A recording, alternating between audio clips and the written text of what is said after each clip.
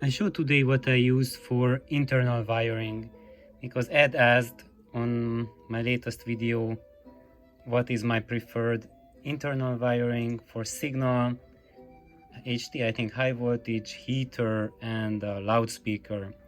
So thank you for John, Corey, for adding your comments and suggestions on what to use. And now I'm going to show you what I'm using for these purposes. So this is what you can see. This is my favorite wire that I'm using, and as you see, it's a twist, a multi-twist of gauge 32 dead soft silver. So the tempering is dead soft annealing, because when you have a silver wire, there are three different tempering versions. There's the hard, the soft, and the dead soft.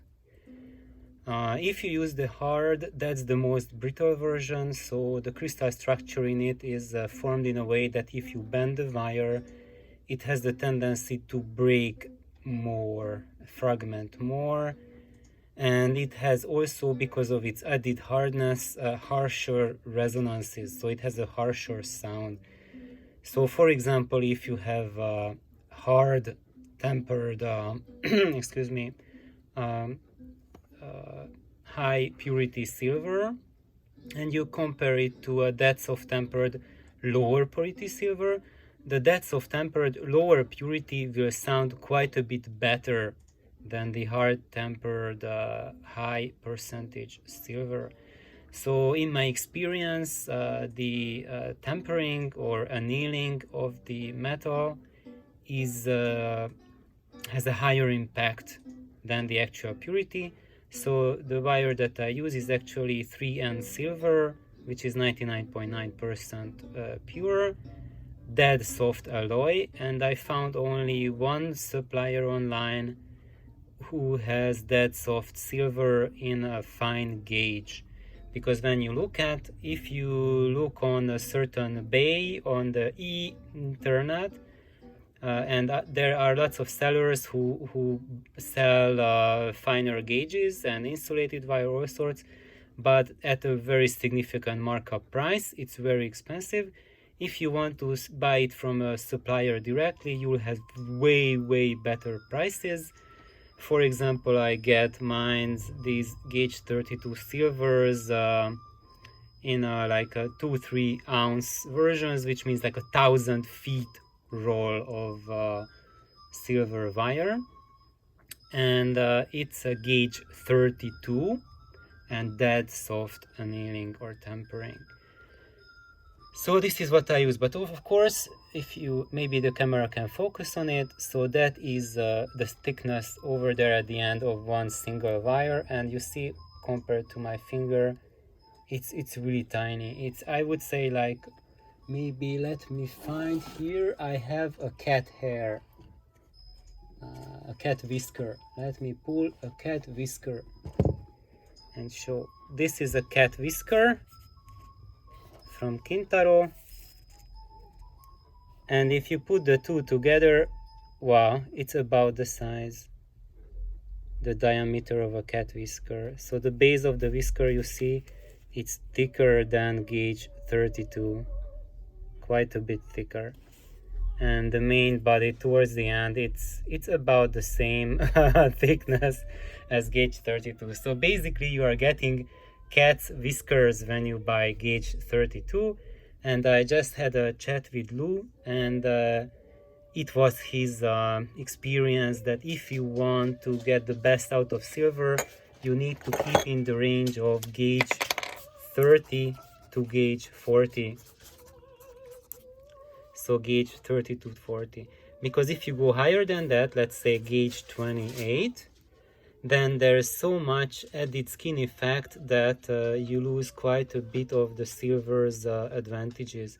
And I haven't replied back to Lou yet, but actually that has been my experience too, that I made interconnects from both gauge 30 and gauge 28 wires, silvers, exact same interconnect, only difference is the gauge of the wire, and the gauge 30 is just light years better interconnect than the gauge 28, and it's better in every respect, even though it has almost the half of the current handling capability of gauge 28.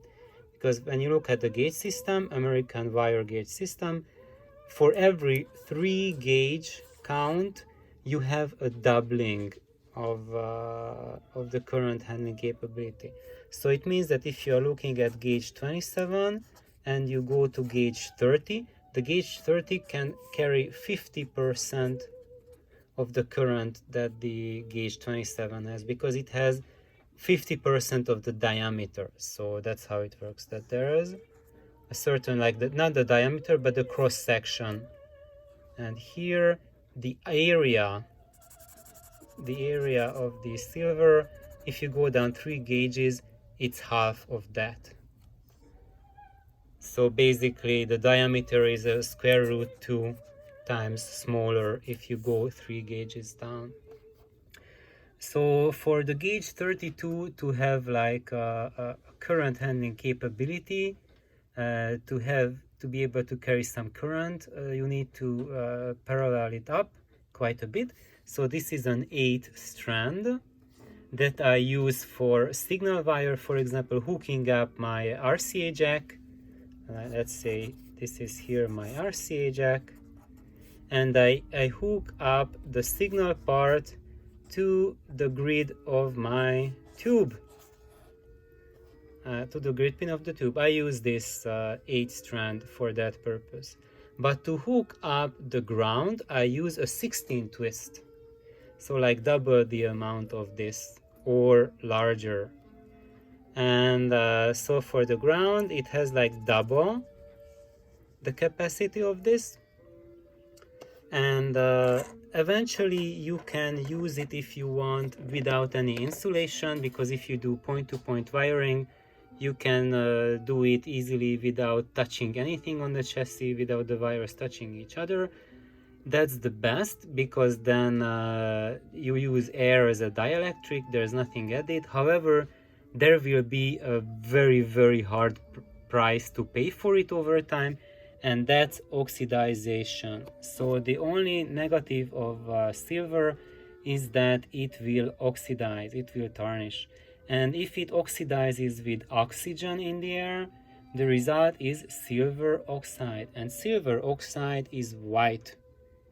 And your silver will look more whitish over time. However, there's a second form of silver tarnished version, which is with sulfur, and it's silver sulfide, which is the result of that, and that is black. So when you see black on your silver, that's a very, very bad sign. And it's because when you look at the silver oxide is not as good conductor as silver itself, but it's still better conductor than copper. However, silver sulfide, it's still a decent conductor. I'm not sure how good it conducts, but its conduction speed, or I would say the DCR, the resistance, is really, really different, quite a bit lower than silver's, and it will totally destroy the sound of your silver wire. So that's the real problem when you are dealing with silver. And we just had a chat with Lou, and I totally agree with him that there are other metals, for example gold, palladium, and the advantage of those is that those do not tarnish, so you don't have to worry about oxidization. However, the difficulty is that those are extremely expensive, so in a DIY setting it's very, very challenging to do that.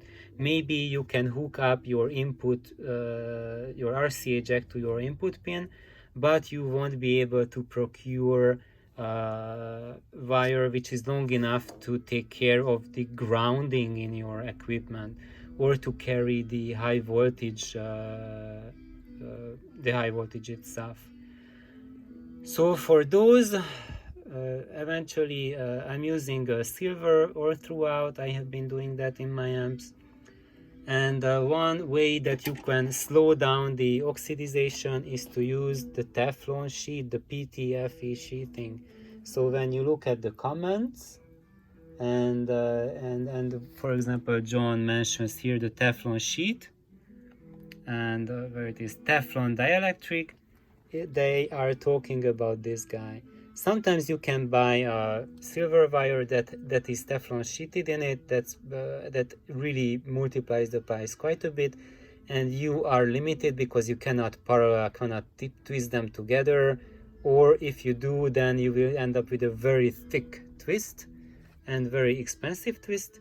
However, if you buy a separate Teflon tube, it's really skinny Teflon tubing, you can specify what is the internal diameter of it. This one can handle gauge 20, and then you can put your silver wire in it. This is a 16 twist, so I'm twisting together 16 strands of 32 gauge silver, and it fits very nicely into this Teflon tubing. And when you have 16 wires together, it forms a total gauge of 20. So we go from gauge 32 of each strand, multiplied by 16, and you end up with gauge 20, which is like subtract 3 gauges per each doubling. That's how you get it. And that gauge 20 is the same gauge as when you look at a Kimber cable, a Kimber speaker cable, and a single one of the Kimbers, it has a gauge 20 current capability in it. So now we got to this point. So eventually, if I have like a quick project and I don't want to hassle with making twists of gauge 32 wire, because it's quite it just takes a while, and I have a special jig for that. I will show it next video or sometime. If I just want a quick work, try out something very fast, then I just pull a single strand out of a piece of a Kimber speaker cable and use that to hook up. And this is perfect. I use this to hook up the heater wire. So usually I use these for heaters. So I take 2 out, twist them together in a counterclockwise twist, and use that for heater. And if I want to upgrade, then I can use this for heater. But eventually I would suggest for everyone to use as heavy gauge for your heaters as possible. It will add quite significantly to the fullness and the weight of the presentation for your tube amps. So I think that's the gist of what I wanted to say. Use this gauge 32 wire, and my supplier that I get this from, it's called a Rio Grande. It's a jewelry supply online. You can buy from it. Oops, I have a phone call. So thank you for checking in, and please like and subscribe. Bye bye.